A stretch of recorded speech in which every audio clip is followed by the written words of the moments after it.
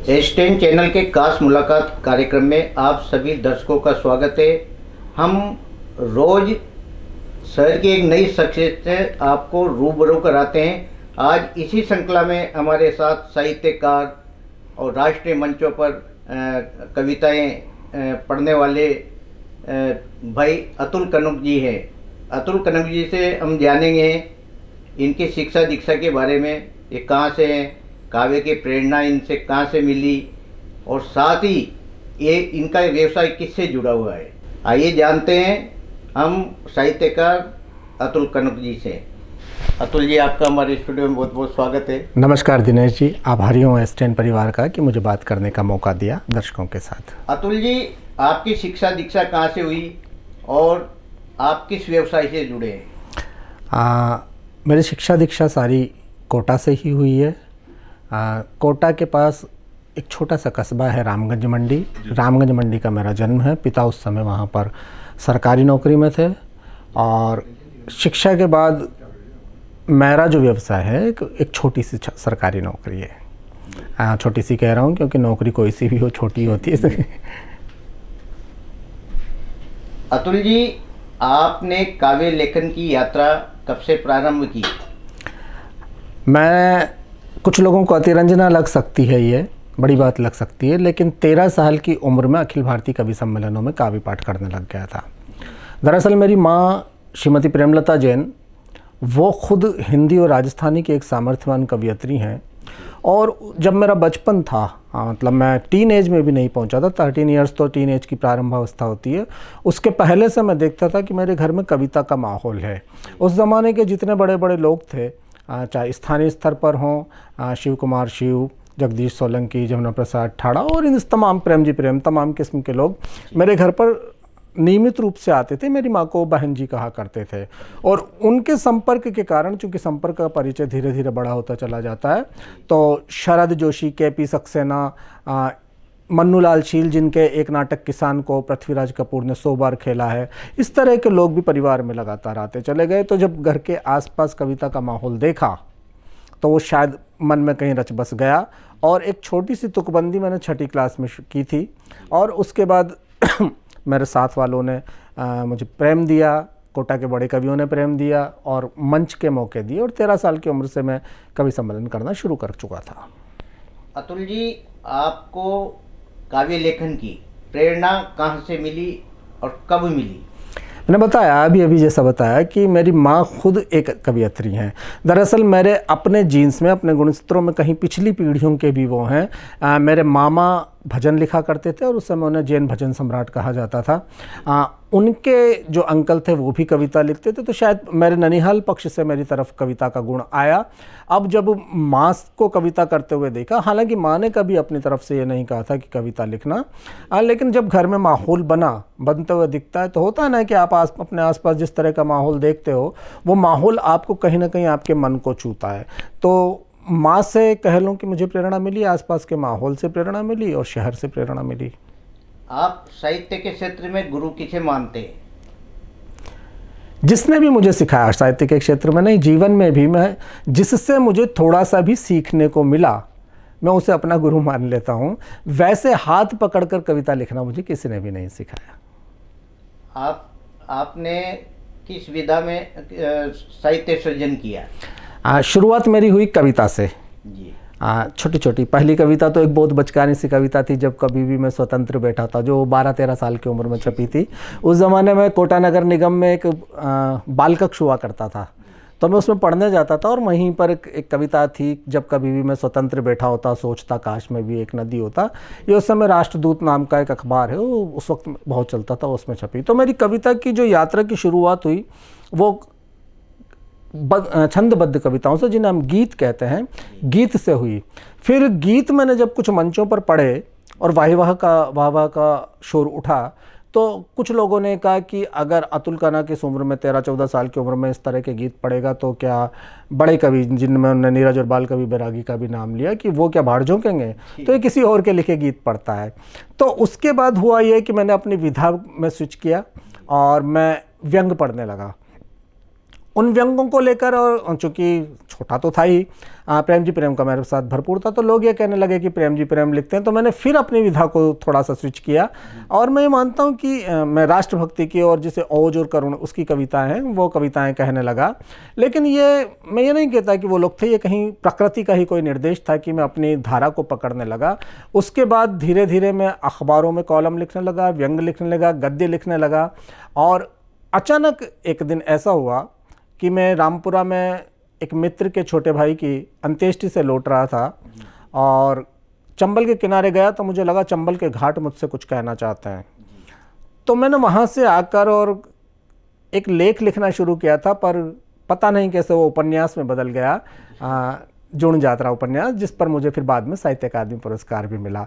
तो विधाएं मैंने नहीं चुनी, मैं कह सकता हूँ कि विधाओं ने मुझे चुना। अतुल जी, आप राष्ट्रीय मंचों पर भी जाते हैं, तो आप अपनी कविताओं के माध्यम से समाज को क्या संदेश देते हैं? जीवन के प्रति सकारात्मक बने रहें, अपने सम्मान से, मिट्टी के सम्मान से, राष्ट्र के सम्मान से, संस्कृति के सम्मान से और मानवता के सम्मान से कभी समझौता न करें। अतुल जी, आपने जो आपकी जो पसंदीदा रचनाएं वो हमारे दर्शकों को सुनाई। पसंदीदा रचनाओं के बारे में कुछ कहने के पहले, क्योंकि इस पूरी तैयारी के साथ मैं नहीं हूँ, तो जैसे मेरी एक कविता जी आपको लगे उचित जी मैं कुछ बातें भी आपको छोटी छोटी सी बताना चाहूँगा कि जैसे मेरी एक कविता है लड़की, देश में बहुत सारे लोग उसकी नकल करके और हूबहू वो की वही कविता भी मंच पर बोल दिया करते हैं। तो शुरू में मुझे गुस्सा आया करता था। हिंदी कवि सम्मेलन के आज का जो रंग ढंग है, मैं नहीं कहूँगा कि सारी प्रतिभाएं अर्थहीन हैं, सारी प्रतिभाएं नकलची हैं, लेकिन एक अर्थशास्त्र का सिद्धांत है जिसमें ग्रेशम ने ये कहा है कि बुरी मुद्रा अच्छी मुद्रा को चलन से बाहर कर देती है। जहाँ कहीं भी जीवन में आप देखो कि बुरे लोग अच्छे लोगों को चलन से बाहर कर देते हैं, आपकी जेब में एक अच्छा नोट आए तो आप उस नोट को रख लेंगे और जो फटा पुराना सा नोट होगा उस नोट को चलाएंगे। ये है कि बुरी मुद्रा अच्छी मुद्रा को चलन से बाहर कर देती है। तो इस तरह से मेरी कुछ कविता, तो शुरू में मुझे गुस्सा आता था कि लोग मेरी कविता चोर कर पढ़ा करते हैं, लेकिन अब मुझे अच्छा लगता है। अच्छा इसलिए लगता है कि यार तुमने कुछ ऐसा लिखा कि दूसरे लोग उसको अपनाने पर तुले हुए हैं, अपना रहे हैं। और दूसरी बात ये कि कम से कम मेरे मन की बात को वो कहीं ना कहीं लोगों तक पहुँचा तो रहे हैं। तो ये लेकिन इससे पहले भी, इसके अलावा जो मेरा वो है, कविता के अलावा जो गद्य में मेरा पिछले 12-13 साल से एक संकल्प है, उस संकल्प की ओर भी मैं आपका ध्यान दिलाना चाहूँगा। जो जुण यात्रा उपन्यास था वो नदी के किनारे से आते हुए मैंने लिखा। उसके बाद मुझे लगा कि अगर हमने हमारे दौर में पानी का संरक्षण नहीं किया, जल का संरक्षण नहीं किया, अपने पुराने तालाब, कुएं, बावड़ियाँ इनको नहीं बचाया, तो आने वाली पीढ़ियों के लिए जीवन बहुत संकटमय हो जाएगा। तो हम जितने ज़्यादा से ज़्यादा अपने वर्षा जल के संग्रहण को, क्योंकि पानी दुनिया की किसी लैब में, मुझे नहीं पता कि पानी दुनिया की किसी लैब में तैयार हुआ है। हमें पता है पानी का फॉर्मूला H2O, हाइड्रोजन के 2 कण ऑक्सीजन का 1 कण मिलकर पानी बन जाता है। लेकिन हम हवा में हाइड्रोजन के 2 कण और पानी का ऑक्सीजन का 1 कण मिला के पानी नहीं बना सकते। तो ऐसे में अगर हमने पानी का संरक्षण नहीं किया, और पानी के संरक्षण का एक बड़ा कोटा के संदर्भ में बात करूं दिनेश जी, तो आप आश्चर्य करेंगे। एक गली है बख्शपुरी के कुंड की गली, अब आपको कुंड ही नहीं मिलेगा। ये हमारा रेलवे स्टेशन है दकनिया तालाब, पूरा का पूरा तालाब था, और वो हमने सारे तालाब खत्म कर दिए। जब आप केबल नगर से कोटा की तरफ उतरते हैं तो एक पठार पर बसा हुआ कोटा का शहर है। केबल नगर सबसे ऊपरी हिस्से पे, पठार कोटा का निचला हिस्सा निचले हिस्से पर है। 13 तालाब सन 1326 में राजकुमार धीरदेव ने बनवाए थे, हमने उन सारे तालाबों को ख़त्म कर दिया। तो अगर हम अपने वाटर बॉडीज़ जिन्हें हम कहते हैं, हम अपने जल की पुराने इन संग्रह केंद्रों को नहीं बचा पाएंगे, तो आने वाली पीढ़ियों का जीवन बहुत खतरनाक होगा, बहुत ख़राब होगा, बहुत संकट भरा होगा। तो मेरा एक अपील है STN के दर्शकों के आपके माध्यम से मैं करना चाहता हूँ सब लोगों से कि हम पानी के अपव्यय को रोकें जितना संभव हो, क्योंकि रहीम ने भी कहा है, रहीमन पानी राखिए बिन पानी सब सून, पानी गए न उबरे मोती मानुस चून। और श्री कृष्ण तो ये भी कहते थे कि पानी और वाणी का उपयोग सोच समझ कर करना चाहिए। तो हम पानी को बचाएं, ये मेरा एक आग्रह है। अतुल जी, आप अंतर्राष्ट्रीय स्तर पर भी आपने अनेक देशों में जाके कविताएं पढ़ी, कैसा एहसास मिला आपको भारत देश के प्रति? ये देश दुनिया के लिए हमेशा आकर्षण का केंद्र था और आकर्षण का केंद्र रहेगा। हमारी विविध संस्कृति जो है, हमारी जो संस्कृति के अलग अलग रंग हैं, इतने रंग दुनिया में कहीं आसानी से उपलब्ध नहीं होते। आप और चीज़ों को सोचिए, छोड़िए, प्रकृति ने ही हमें इतना समृद्ध किया है। -4 से लेके +40 डिग्री तक हम जाते हैं। फिर प्रवासी भारतीय जहाँ भी होगा, घर छोड़ोगे तो जानोगे घर होता है क्या, माँ की ममता, बाबा का डर होता है क्या। तो हम दूर जाकर किसी चीज़ का मूल्य जान सकते हैं। तो जो लोग बाहर जाकर बस गए, हमारे यहाँ से दूर जाकर बस गए, वो अपनी संस्कृति को ज़्यादा आत्मीयता के साथ याद करते हैं।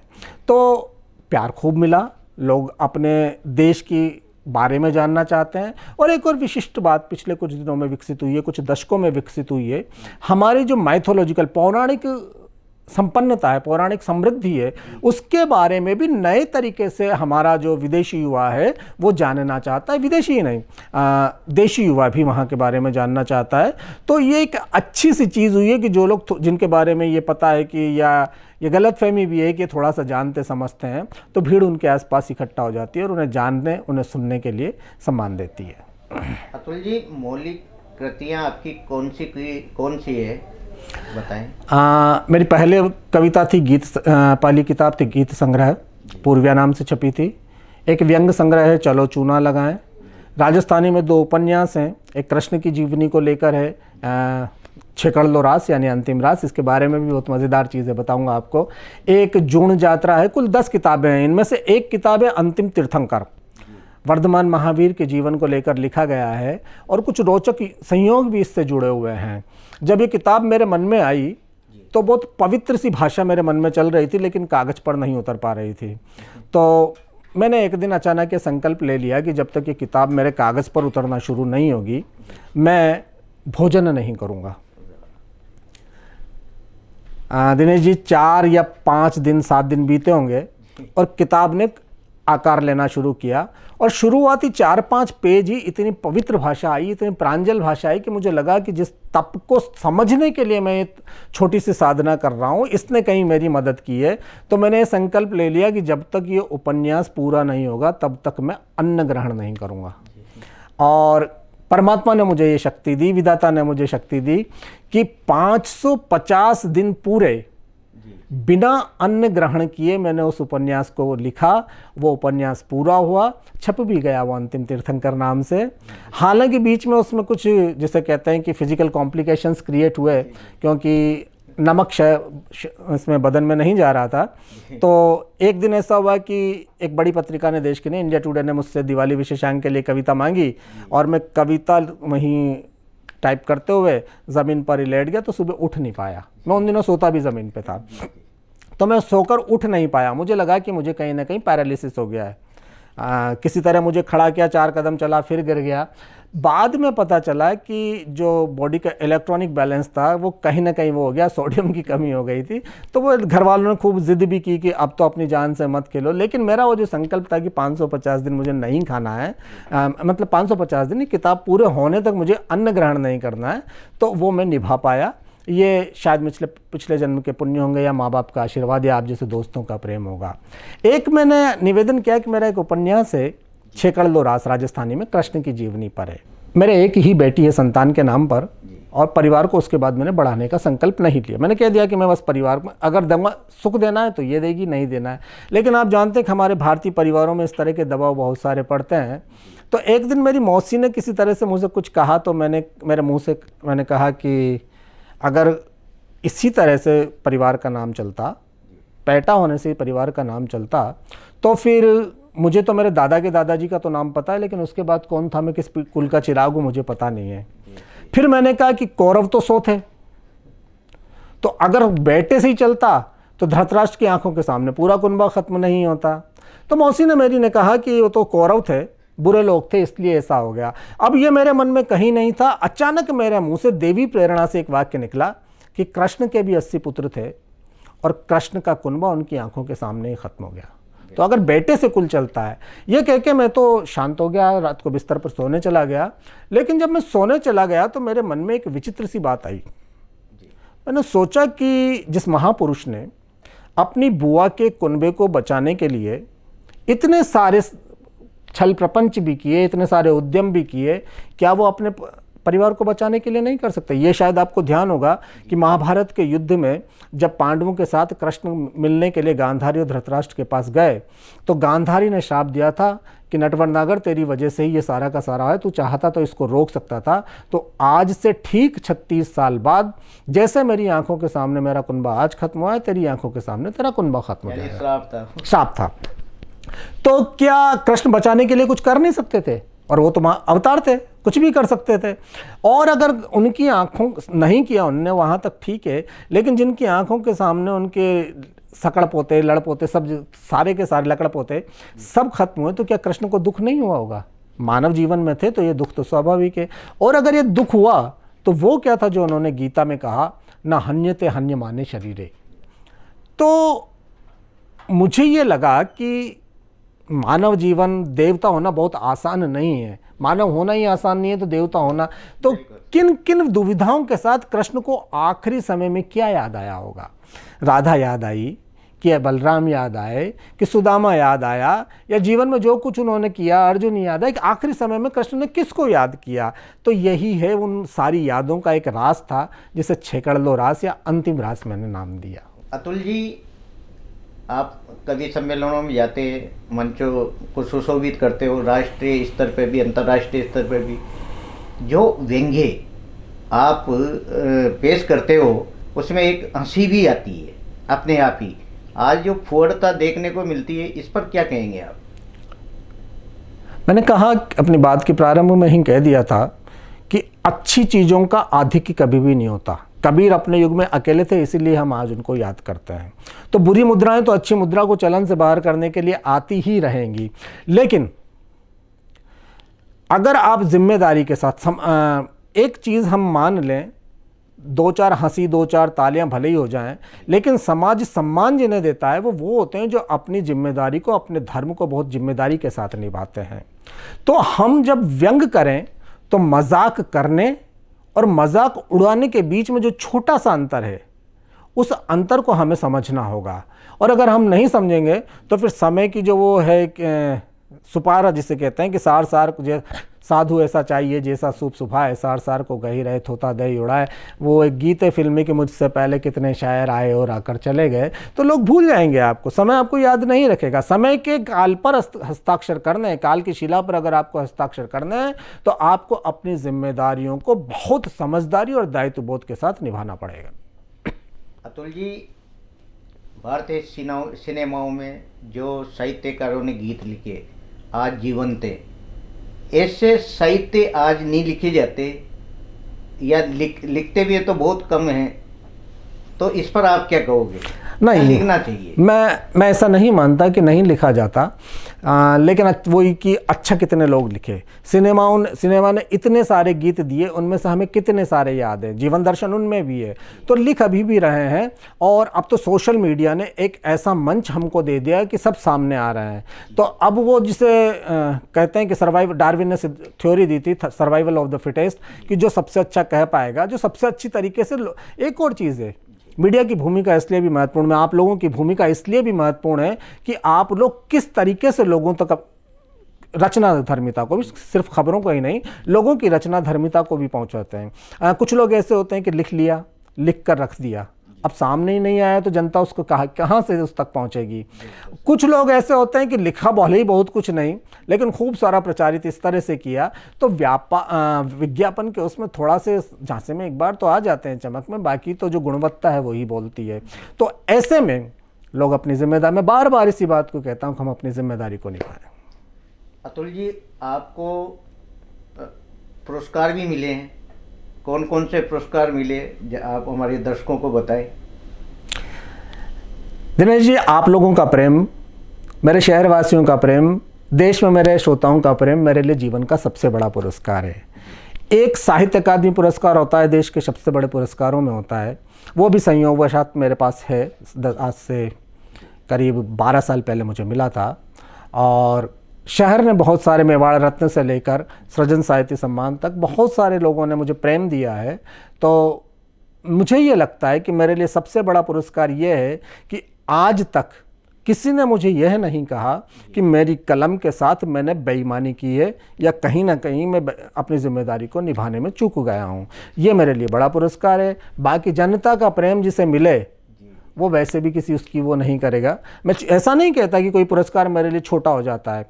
जब साहित्य अकादमी पुरस्कार लौटाने की एक होड़ सी चली थी कुछ सालों पहले, तो मुझसे पूछा गया कि क्या आप अपना पुरस्कार लौटा रहे हो।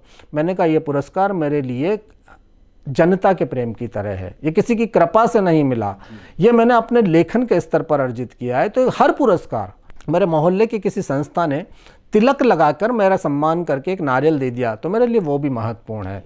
तो मुझे लगता है कि मेरे लिए सबसे बड़ा पुरस्कार आप लोगों का प्रेम है, मेरी माँ का आशीर्वाद है। आप काव्य लेखन संगठनों से भी जुड़े रहे, बताइए कौन कौन से संगठनों से आप जुड़े? अच्छे बुरे बहुत सारे अनुभव हैं दिनेश जी। तो मैं किसी का नाम नहीं लेना चाहता। ये एक नदी की तरह मेरी कविता का जीवन, मेरा साहित्य का जीवन चलता रहा। बहुत सारे घाट आए, छूट गए। मैं अपनी मंजिल पाने की तलाश में हूँ। नहीं जानता समुद्र में जाकर ख़त्म होऊंगा कि मरुस्थल में जाकर ख़त्म होऊंगा, लेकिन एक नदी की तरह मैं चलता हूँ कि जितना समेट सकूँ, जितने लोगों को स्पर्श दे सकूँ। तो कहाँ किसी संस्था का, सब संस्थाएं मुझे प्रिय हैं, सब संस्थाएं मुझे सम्मान देती हैं, मैं सब संस्थाओं का सम्मान करता हूँ। अतुल जी, नई युवा पीढ़ी को आप क्या संदेश देना चाहेंगे साहित्य के माध्यम से? युवाओं से मैं कहना चाहता हूँ कि वो भविष्य के सपनों का केंद्र हैं। ऐसे में, क्योंकि मैं ज्योतिष की थोड़ी सी बात करूँगा, ज्योतिष का भी थोड़ा सा ज्ञान मैं कहीं से जुटा पाया।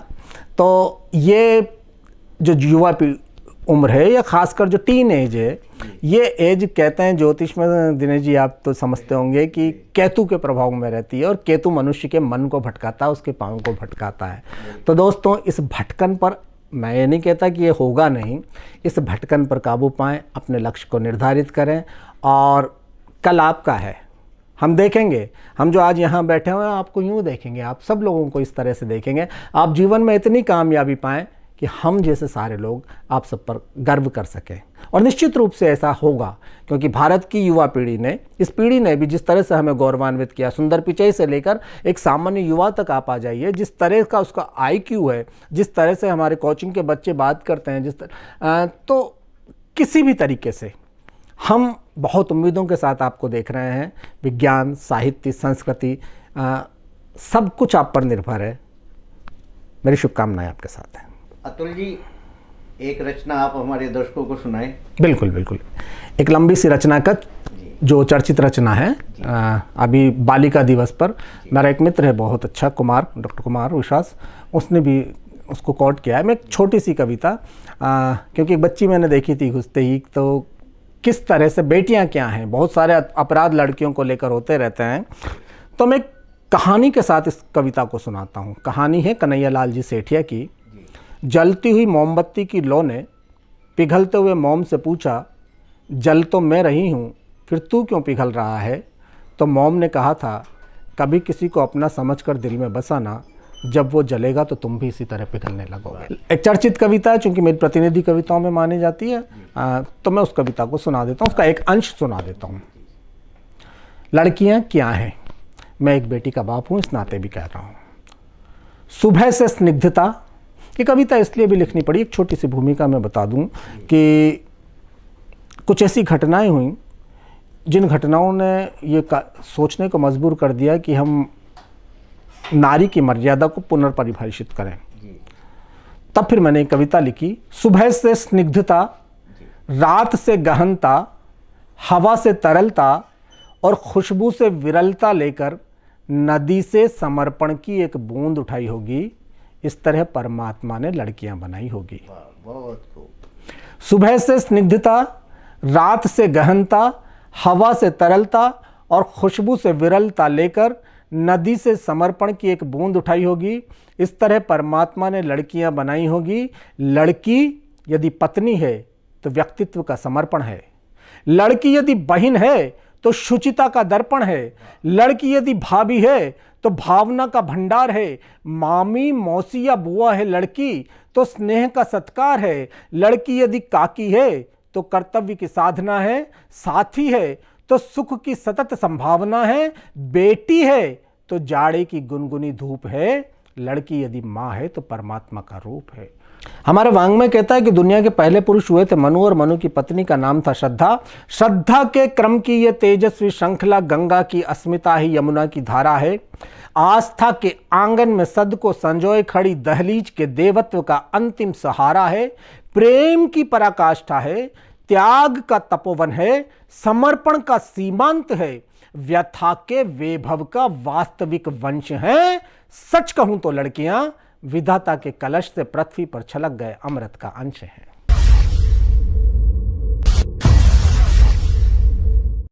बहुत खूब अतुल जी। ये थे अतुल जी, हमारे स्टूडियो में आए और आपको साहित्य से संबंधित कई जानकारियां दी।